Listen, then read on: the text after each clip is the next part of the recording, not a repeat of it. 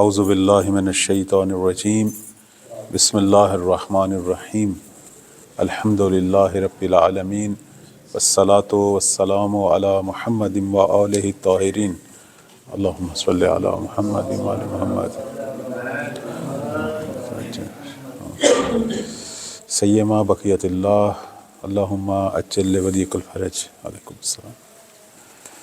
موضوع سخن کتاب شریف غیبت نعمانی اور 16واں باب۔ حدیث نمبر جو ہے وہ 6 ہے۔ احادیث کے اندر مولا امام زمان علیہ السلام کے ظہور کا آیا وقت معین ہے یا نہیں، یہ موضوع سخن تھا۔ اس حوالے سے کچھ روایات جو ہیں ان کی قرأت ہو چکی ہے، کچھ روایات جو ہیں وہ بیان ہو چکی ہیں، اور مزید جو ہیں اس حوالے سے مثلا 6 نمبر جو حدیث ہے توجہ فرمائیں۔ جناب ابی بصیر جو ہیں وہ امام صادق علیہ السلام سے نقل کرتے ہیں، عرض کرتے ہیں کہ قلت لہو جعلت فداک، کہ مولا آپ پر میری جان قربان ہو، متی خروج القائم، کب قائم کا خروج ہوگا؟ یعنی یہ حسرت خواہش جو ہے وہ ائمہ کے اصحاب کے اندر بھی تھی اس زمانے میں۔ فقال یا ابا محمد، فرمایا کہ اے ابو محمد، ان اہل البیت لا نوقت، ہم اہل بیت جو ہیں ہم نے کوئی وقت معین نہیں کیا۔ وقد قال محمد صلی اللہ علیہ وآلہ وسلم، اور یہ رسول اللہ کا فرمان ہے کہ کذب الوقاتون، کہ وہ لوگ جو وقت معین کرتے ہیں وہ سارے کے سارے جو ہیں وہ کون ہیں؟ وہ کذاب ہیں، جھوٹے ہیں۔ جو بھی وقت معین کرے، اگر کوئی ایسی روایت پہنچتی ہے تو وہ بھی کذب ہے، اگر کوئی شخص جو ہے وہ وقت معین کرتا ہے تو وہ بھی کذاب ہے۔ اس کے بعد معصوم نے جو ہے وہ کچھ علامات، نشانیاں بیان کی۔ اس سے پتہ چلتا ہے کہ مولا کا ظہور جو ہے وہ نشانیوں کے ساتھ ہے۔ نشانیاں کیا تھیں؟ فرمایا یا ابا محمد ان قدام ھذا الامر، فرمایا کہ اے ابا محمد اس امر سے پہلے پیش آئیں گی کیا چیز؟ 5 علامات، یعنی چند چیزیں جو ہیں امر ظہور سے پہلے ہوں گی۔ کون کون سی؟ فرماتے ہیں اولاہن النداء فی شہر رمضان، سب سے پہلی چیز جو لوگ جو ہیں وہ دیکھیں گے وہ ماہ رمضان میں ایک ندا ہوگی۔ اس کے بعد کیا ہے؟ خروج السفیانی، دوسری چیز سفیانی کا خروج۔ یہ جو پہلی 2 نشانیاں ہیں یہ بہت ساری روایات میں آئی ہیں، یعنی سفیانی کا خروج اور صحیح آسمانی جو ہے یا ندائے آسمانی، یہ وہ چیزیں ہیں جو اکثر ہماری روایات میں آئی ہیں۔ اس لیے ہمارے بعض علماء کہتے ہیں کہ یہ جو 5 حتمی علامات ہیں ان میں سے بھی جو سب سے زیادہ حتمی ہیں، وعلیکم السلام، یعنی حتمی علامات میں سے بھی حتمی، کہ جہاں بالکل بدا نہیں ہے وہ یہ 2 ہیں۔ ممکن ہے باقی نشانیوں میں بدا ہو، جیسے بعض کہتے ہیں کہ ہو سکتا ہے یمنی کے قیام میں بدا ہو، نفس زکیہ کی شہادت میں بدا ہو، لیکن یہ جو 2 علامتیں ہیں، یہ آسمانی آواز اور سفیانی کا خروج، یہاں بدا کا احتمال بھی نہیں ہے۔ اچھا، اس کے بعد جو ہے فرماتے ہیں کہ وہ خروج الخراسانی، تیسری علامت جو بیان کی وہ خراسانی کا خروج۔ ہم نے سفیانی، خراسانی، یمانی پر مفصل گفتگو کی پچھلے درسوں میں، اور بتایا کہ ان کا محل وقوع کون سا ہے۔ اور اس کے بعد فرمایا قتل نفس زکیہ، نفس زکیہ کی شہادت۔ یہ رکن و مقام کے درمیان خانہ کعبہ میں شخصیت جو ہیں جو مولا کے ہی سفیر ہوں گے، ان کی شہادت۔ اور اس کے بعد خسف بالبیدا، وادی بیدا جو کہ مکہ اور مدینہ کے درمیان، مکہ اور مدینہ کے درمیان ایک وادی ہے جسے بیدا کہتے ہیں، وہاں ایک لشکر کا، ایک فوج کا زمین میں دھنسنا، کہ جس کے بارے میں پہلے ہم بیان کر چکے ہیں۔ ثم قال، اور اس کے بعد معصوم نے فرمایا، یا ابا محمد انہ لا بد ان یکون قدام ذلک الطاعونان، اے ابا محمد ظہور سے پہلے ضروری ہے کہ 2 طاعون آئیں۔ اچھا، کون کون سے؟ الطاعون الابیض، ایک سفید طاعون، طاعون کہتے ہیں ایک بیماری، ایک مصیبت جو وسیع ہو جائے، پوری دنیا کو اپنے لپیٹ میں لے لے۔ کہتے ہیں ایک سفید طاعون ہوگا اور دوسرا الطاعون الاحمر، اور ایک سرخ۔ اب جناب ابی بصیر کہتے ہیں کہ جو الت و فداک، میری جان آپ پر قربان، و ای شیء ہما، یہ دونوں کیا چیزیں ہیں؟ ظاہر ان کے لیے سوال تھا کہ یہ سفید طاعون اور سرخ۔ اب مولا خود ہی تشریف فرما رہے ہیں، فرماتے ہیں کہ اما الطاعون الابیض فالموت الجارف، سفید طاعون سے مراد جو ہے وہ ایک فراگیر، ایک وسیع موت، لوگوں کا مر جانا، یعنی کوئی بیماری کے نتیجے میں مر جانا، جیسے جس کی ایک مثال گزشتہ سالوں میں ہم نے کورونا کی شکل میں دیکھی، یعنی کوئی ایسی بیماری جو ہوا میں منتقل ہو اور لوگوں کی ایک وسیع تعداد جو ہے مر جائے۔ وَأَمَّا الطَّاعُونُ الْأَحْمَرُ، اور فرمایا کہ یہ جو سرخ طاعون ہے وہ کیا ہے؟ فَالسَّيْفُ، یعنی جنگ، اسلحے کے ساتھ جو ہے لوگوں کا قتل ہونا، مارا جانا۔ اس کے بعد فرماتے ہیں کہ وَلَا يَخْرُجُ الْقَائِمُ، قائم کا خروج نہیں ہوگا، حَتَّى يُنَادَى، یہاں تک کہ وہ پکارا جائے گا، یعنی انہیں کوئی پکارے گا، بِاسْمِهِ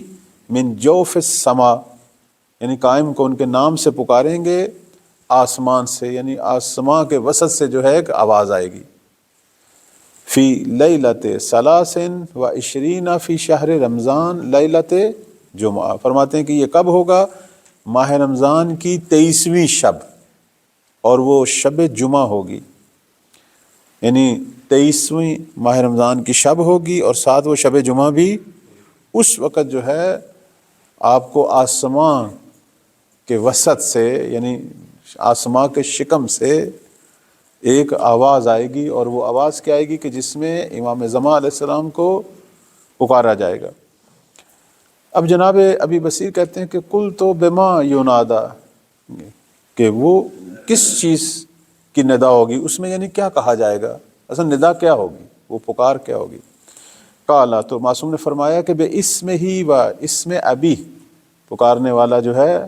وہ ان کا نام لے گا، یعنی امام قائم علیہ السلام کا اور ان کے والد گرامی کا۔ ویسے ہماری بعض دیگر روایات کہتی ہیں کہ یہ حضرت جبرائیل کی آواز ہے، حضرت جبرائیل ہوں گے جو آسمان سے جو ہے وہ ندا دیں گے۔ مثلا وہ کیا کہیں گے؟ اب دقیق جو ہے اس کو مولا اس انداز سے بیان کر رہے ہیں، فرماتے ہیں کہ الا ان فلاں ابن فلاں قائم آل محمد صلوات اللہ علیہ۔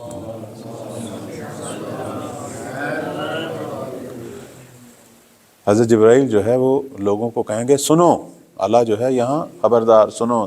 توجہ دلانے کے لیے ہے نا، فرمائیں گے کہ سنو فلاں ابن فلاں جو ہیں وہ قائم آل محمد ہیں، فاسمعوا لہ، لہذا ان کی باتوں کو سنو، یعنی امام قائم جو حکم دیں انہیں سنو، واطیعوہ، اور ان کی جو ہے وہ اطاعت کرو۔ یعنی حضرت جبرائیل لوگوں کو امام مہدی علیہ السلام کی آواز سننے اور ان کی اطاعت کا حکم دیں گے۔ اس کے بعد معصوم فرماتے ہیں کہ فلا یبقى شیء خلق اللہ فیہ الروح، کہ زمین پر کوئی ایسی چیز باقی نہیں رہے گی کہ جس میں اللہ نے روح ڈالی ہو،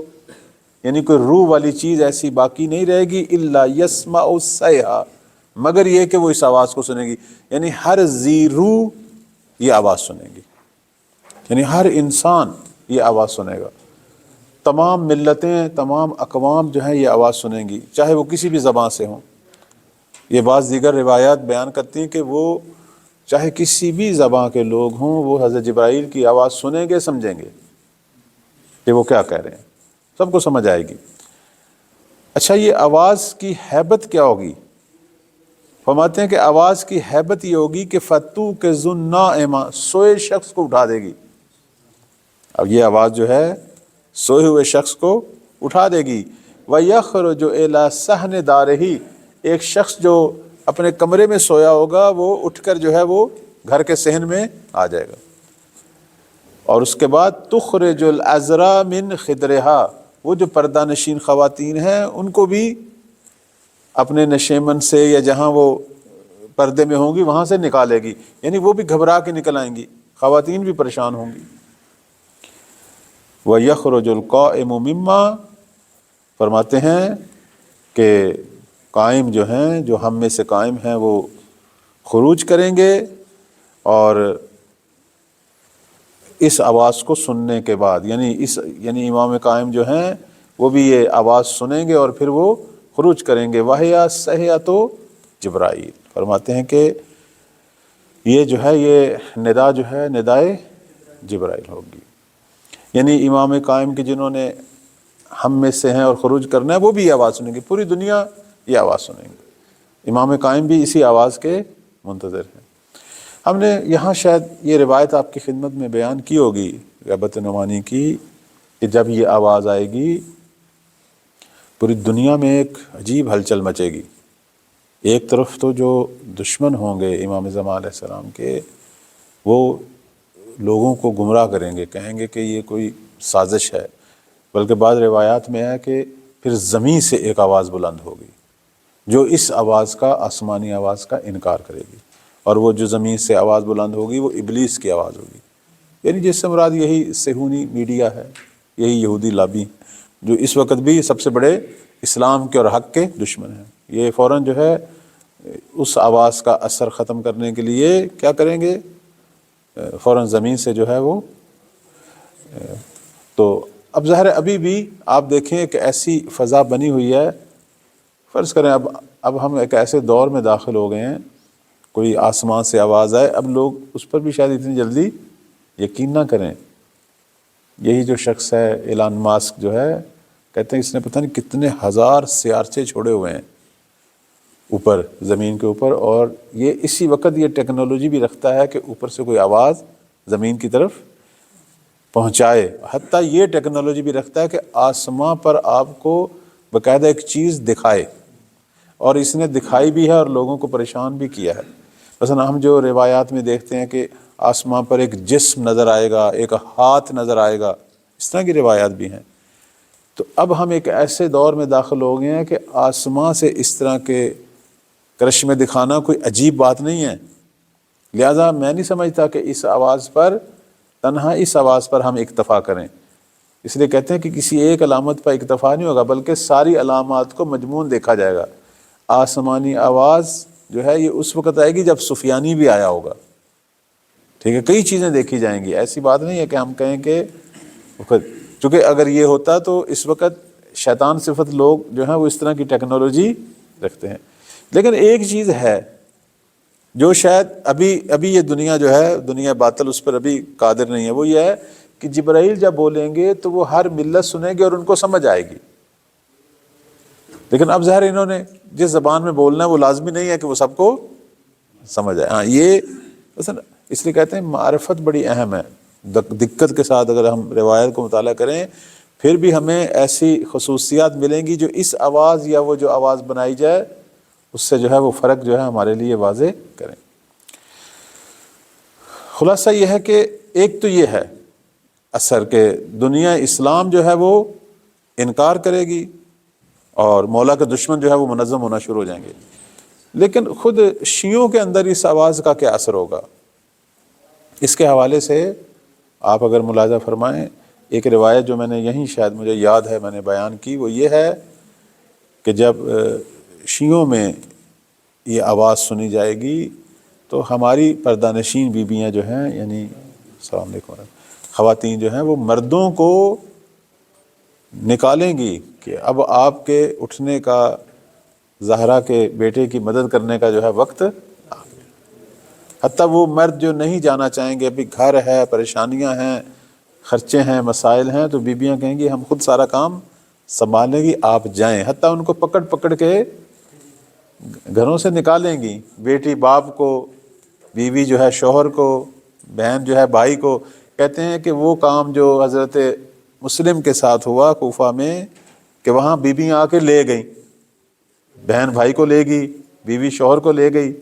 جب ابن زیاد نے ڈرایا تھا کہ شام سے فوج آ رہی ہے، تو برعکس اثر ہوا نا، وہ لوگوں کو آگے ڈرا کے لے گئیں کہ ہمارا کیا بنے گا۔ تو یہ امام زمان صلوات اللہ علیہ کے آنے سے پہلے کہتے ہیں اتنی تیاری ہوگی شیعوں کے اندر کہ برعکس، اس سے برعکس کہ بیویاں جو ہیں وہ کہیں گی کہ آپ جائیں، ہم یہاں پیچھے گھر کو سنبھالیں گی، آپ جائیں، اس وقت امام وقت کے ظہور کا وقت ہے اور ان کو آپ کی مدد کی ضرورت ہے۔ یہ جو کام ہوگا اس آواز کے بعد ہوگا، سایہ آسمانی کے بعد ہوگا۔ یہ آج جو علامتیں ہیں یہ ترتیبوار ہیں؟ نہیں، ترتیب وار نہیں ہے، علامتیں ترتیب کے ساتھ نہیں ہیں یہ جو بیان ہوئی ہیں۔ یعنی اب آپ دیکھیں نا، سفیانی یمانی کا خروج، اب اس میں یمانی کا ذکر نہیں ہے، اس کی جگہ خراسانی کا ذکر ہے، یہ سارے ایک ہی وقت میں ہوں گے اور یہ اس آواز سے پہلے ہوں گے، لیکن اب یہاں یہ بتایا گیا کہ آواز جو ہے وہ پہلے ہے، حالانکہ یہ پہلے ہوں گے۔ آواز 3 مہینے پہلے ہے۔ امام کا اگر ظہور جو ہے محرم میں ہے تو رمضان کا محرم سے فاصلہ کتنا ہے؟ 3 مہینے کا فاصلہ ہے۔ ہاں جی، 3 مہینے کا فاصلہ ہے، شوال، ذیقعد اور ذی الحج۔ خوب، جبکہ جو سفیانی کا خروج ہے وہ 6 مہینے یا 9 مہینے پہلے ہے،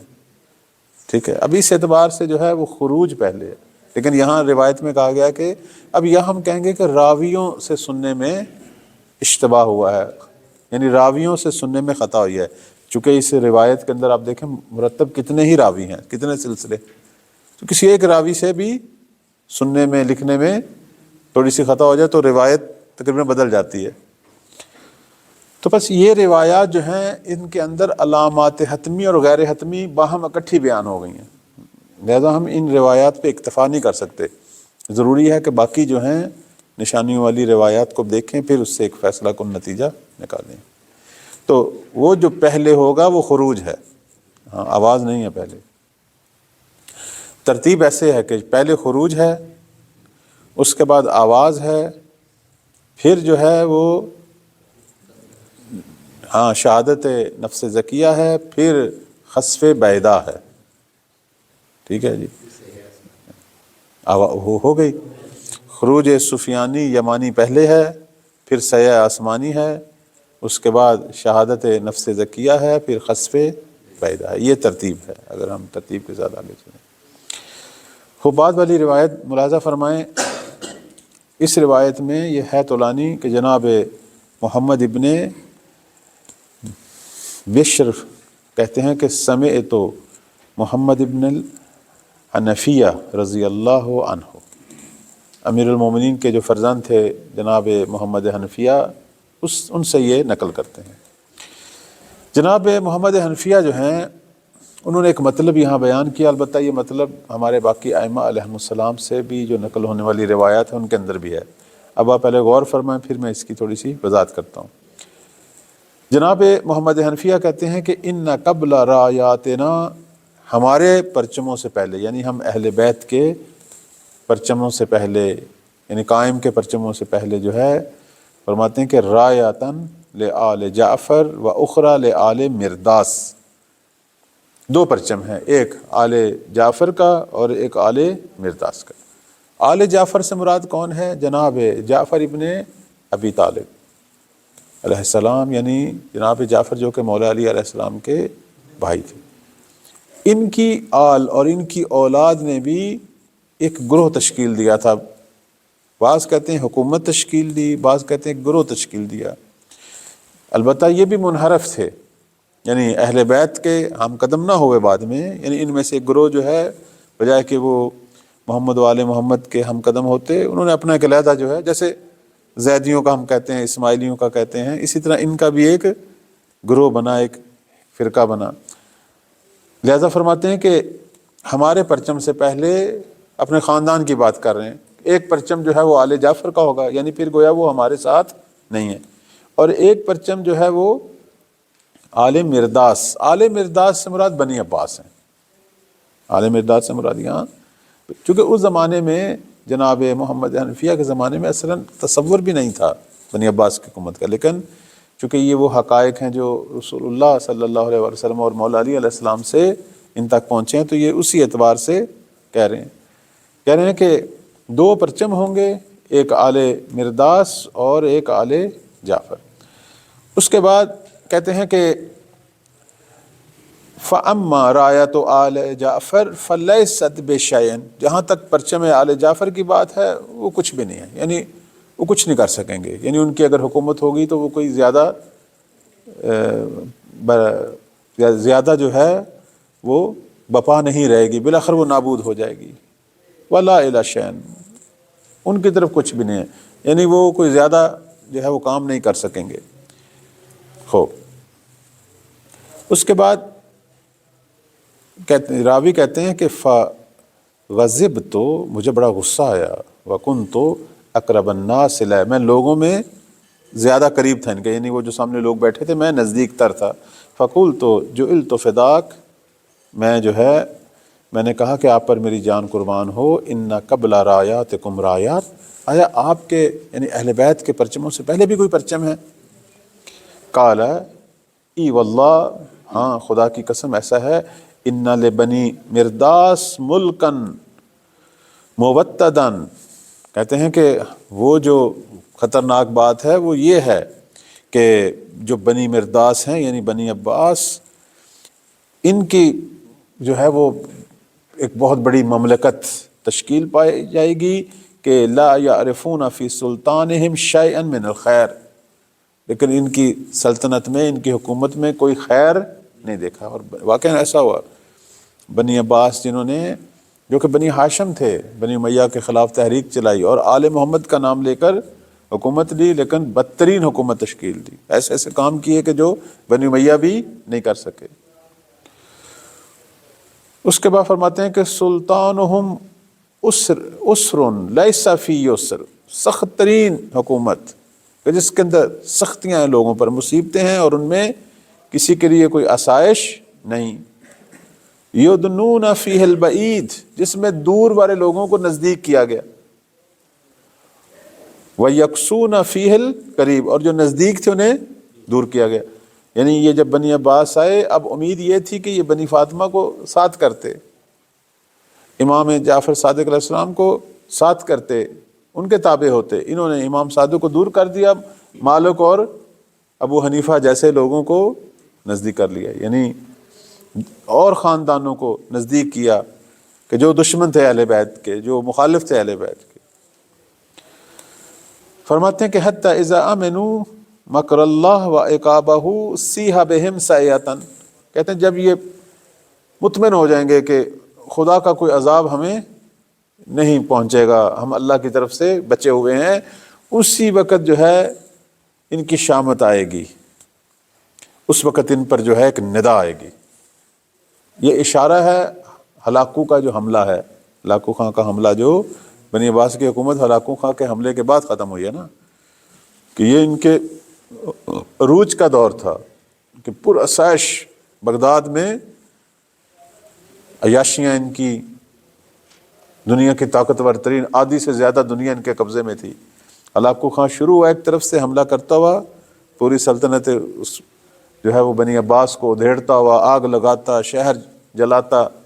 لوگوں کا قتل عام کرتے کرتے وہ بغداد تک پہنچ گیا۔ کہتے ہیں کہ لم یبق لہم راعٍ، پھر ان کا کوئی نگہبان،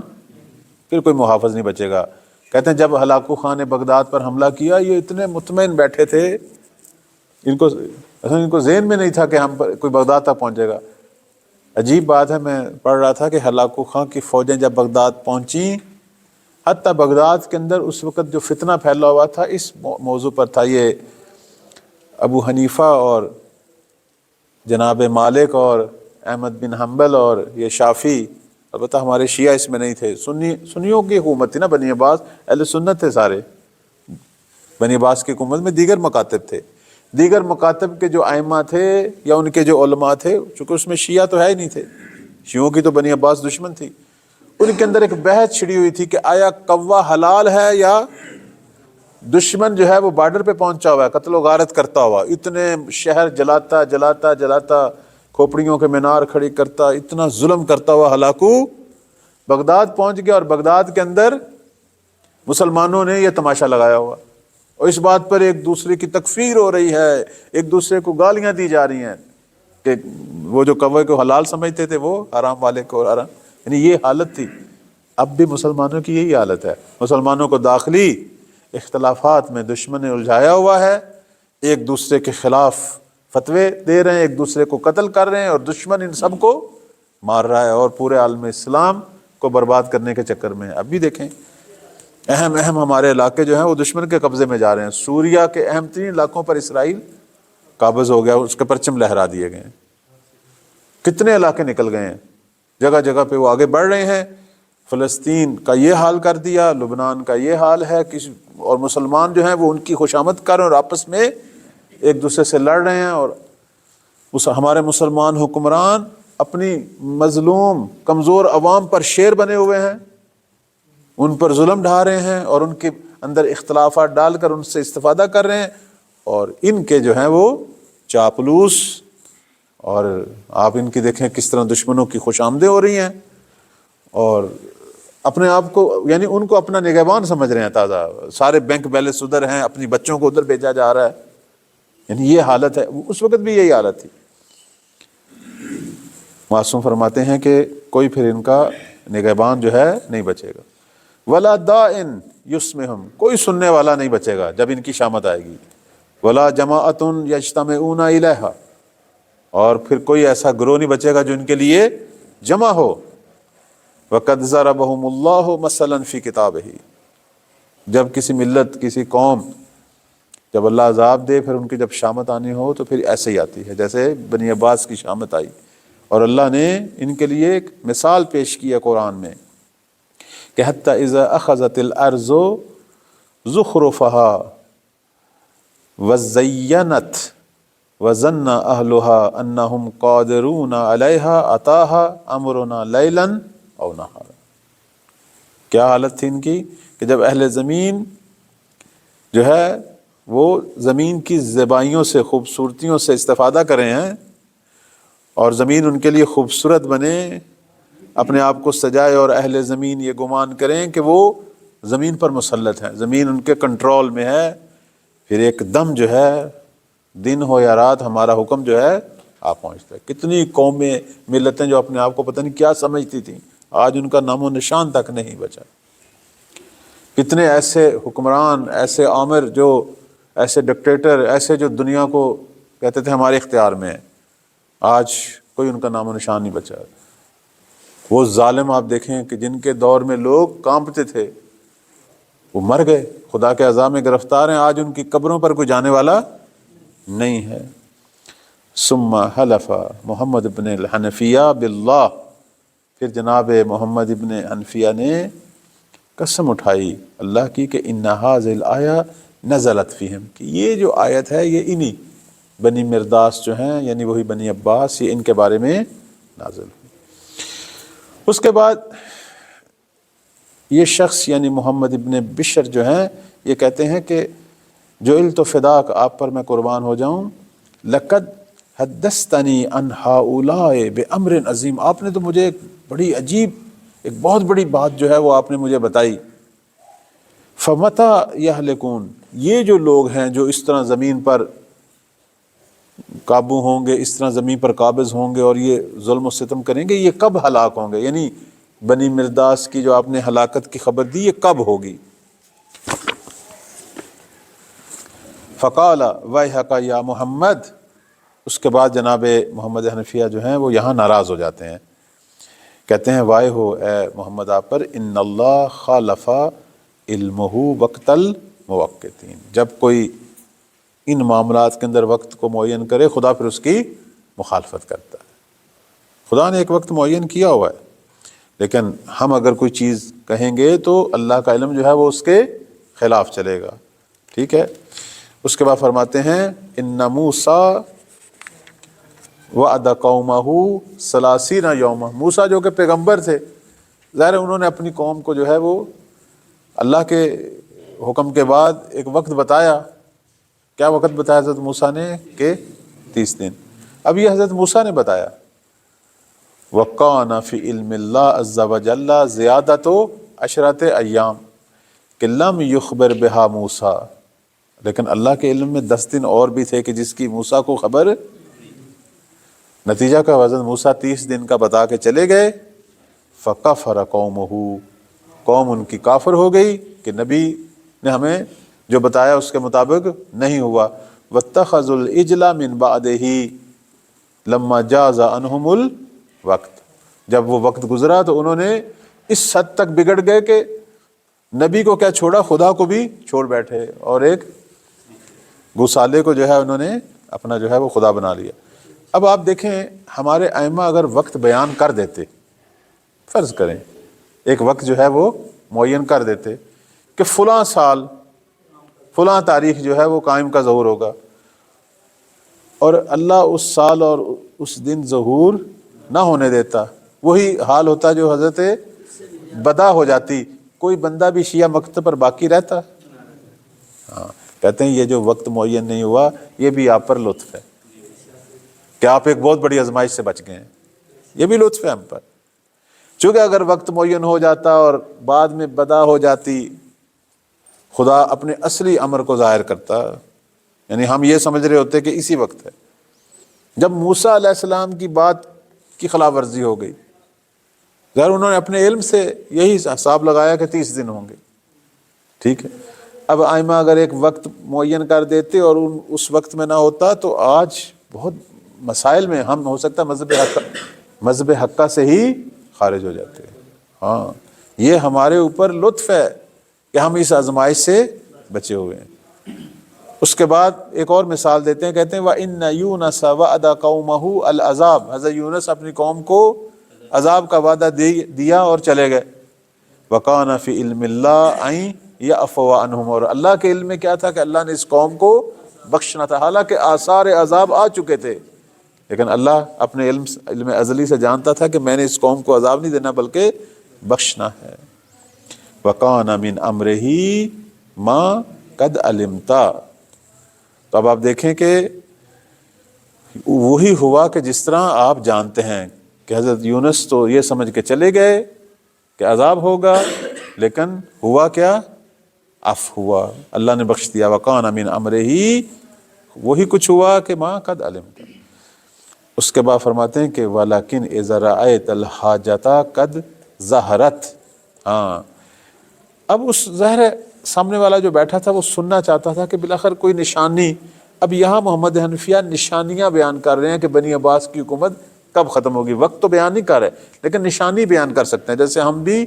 ظہور امام زمان کے لیے وقت بیان نہیں کر سکتے لیکن نشانی بیان کر سکتے ہیں۔ جناب محمد حنفیہ نے کچھ نشانیاں بیان کی، کہتے ہیں مثلا جب آپ دیکھیں کہ لوگوں میں احتیاج بڑھ گئی ہے، احتیاج لوگوں کی اب نظر آ رہی ہے، لوگ محتاج نظر آ رہے ہیں، ولیکن اذا رأیت الحاجۃ قد ظہرت، وہ جو لوگوں کی محتاجی ہے وہ ظاہر ہو گئی ہے۔ وقال الرجل بت اللیل بغیر عشاء، اچھا اب اور کیا چیز ہے؟ وہ یہ ہے کہ ان لوگ جو ہیں وہ بغیر کھائے رات کو سو رہے ہیں۔ حتی یلقاک الرجل بوجہ ثم یلقاک بوجہ آخر، یعنی لوگ اب رات کا کھانا بھی لوگوں کو نصیب نہیں ہو رہا، اور لوگ جب ایک دوسرے کو ملتے ہیں ایک دفعہ جس طرح ملتے ہیں دوسری دفعہ اس طرح نہیں مل رہے، یعنی ہر دفعہ چہرہ چینج ہے، ہر دفعہ رویہ چینج ہے، ہر دفعہ اخلاق چینج ہے۔ کل تو اب راوی جو پوچھ رہا ہے وہ کہنے لگا ہذہ الحاجہ قد عرفتھا، یہ تو مجھے سمجھ آ گیا کہ لوگوں میں غربت بڑھے گی، فقر بڑھے گا، یہ تو سمجھ آ گیا۔ فمل اخری، یہ جو دوسری چیز آپ نے بیان کی ہے یہ کیا ہے؟ ایو شین ہے، یہ کیا ہے کہ انسان ایک دن کس طرح ملے گا، ایک دن کس طرح ملے گا اور دوسرے دن کس طرح؟ اب یہاں مثال دے رہے ہیں جناب محمد حنفیہ، قالا یلقاک بوجہ تلقن فاذا جئت تستقرضہ قرضا خب لقیک بغیر ذلک الوجہ، ٹھیک ہے؟ ہاں، وہ کیا ہے؟ وہ کہتے ہیں ایک دن جب آپ اسے ملیں گے تو بڑے اچھے انداز سے ملیں گے، بڑے خوش اخلاقی سے، آپ دوسری دفعہ جب ان سے ملنے جائیں گے اور آپ ان سے کوئی تھوڑا سا قرض کا مطالبہ کریں گے تو اب ظاہر ہے وہ خوش اخلاقی سے اب ایک اور چہرہ جو ہے وہ آپ کو نظر آئے گا۔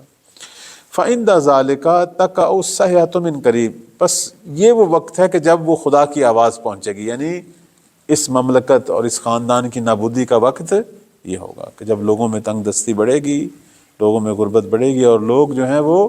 جن کے پاس ہوگا وہ دوسروں کو نہیں دیں گے، دوسروں کو محروم کریں گے،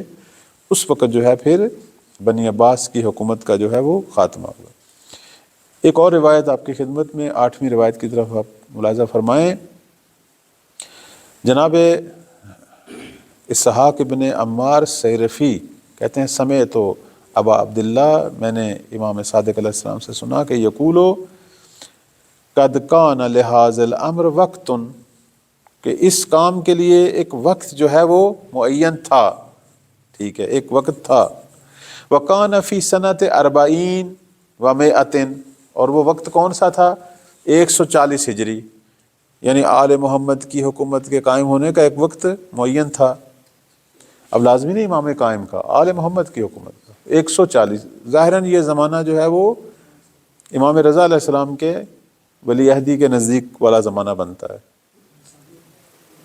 امام صادق علیہ السلام کا، ٹھیک ہے، یعنی امام صادق علیہ السلام کا دور ہے، درست ہے۔ ظاہراً یہ زمانہ جو ہے وہ امام صادق علیہ السلام کا زمانہ۔ امام صادق علیہ السلام ہمارے ان ائمہ میں سے ہیں کہ جن کے بارے میں بہت زیادہ احتمال تھا کہ یہ امام قائم ہیں۔ اس لیے دیکھیں کہ اکثر لوگ آ کر امام صادق علیہ السلام کو امام قائم کہا کرتے تھے، اور وہ پھر انکار کرتے تھے کہ میں امام قائم نہیں ہوں۔ کیوں؟ چونکہ حالات بڑے موافق تھے امام صادق کے، بنی عباس کی نئی نئی حکومت قائم تھی، اور وہ ظاہراً اس زمانے میں وہ کوئی زیادہ دشمنی بھی نہیں کر رہے تھے۔ آپ دیکھیں امام صادق علیہ السلام نے ایک بہت بڑی دانشگاہ، بہت بڑی یونیورسٹی مدینہ میں قائم کی، ہزاروں شاگرد پوری دنیا سے مولا کے پاس پڑھ رہے ہیں، اور اتنے شاگرد۔ پھر امام نے اس زمانے میں ایک جو ہے وہ انجمن وکالت قائم کی کہ ہر شہر میں اپنا وکیل مقرر کرنا، کہ جو لوگوں کو مولا کی طرف سے سوالوں کے جواب، لوگوں سے رابطے کا ذریعہ، حتیٰ لوگوں کے خمس، زکوٰۃ، یہ دیگر جو اموال ہیں اس کو جہاں مولا چاہتے تھے وہاں وہ خرچ کرتے تھے۔ ایک بڑا منظم سسٹم تھا، اور اس لیے بہت سارے لوگ سمجھتے تھے کہ یہ وہی امام ہیں۔ حکومت میں بھی احترام تھا، وقت کا جو بادشاہ تھا شروع میں منصور، وہ بھی بڑا احترام کرتا تھا، بظاہر ان کی قوت سے ڈرتا تھا، اور پوری دنیا اسلام سے گروہ مختلف آ کے ملتے تھے، دعوت بھی دیتے تھے قیام کی۔ تو امام جو ہیں بارہا فرماتے تھے کہ میں قائم نہیں ہوں، اور وہ سمجھتے تھے کہ یہ دعوت جو دے رہے ہیں انہوں نے بعد میں اپنے قائم نہیں رہنا، چونکہ جو کچھ زید کے ساتھ ہوا، جو کچھ اس زمانے میں وہ جو محمد ابن عبداللہ جو اپنے آپ کو نفس زکیہ کہتے ہیں، جو کچھ ان کے ساتھ ہوا، جو باقی سادات کے ساتھ ہو رہا ہے، اس کو دیکھ کر مولا سمجھتے تھے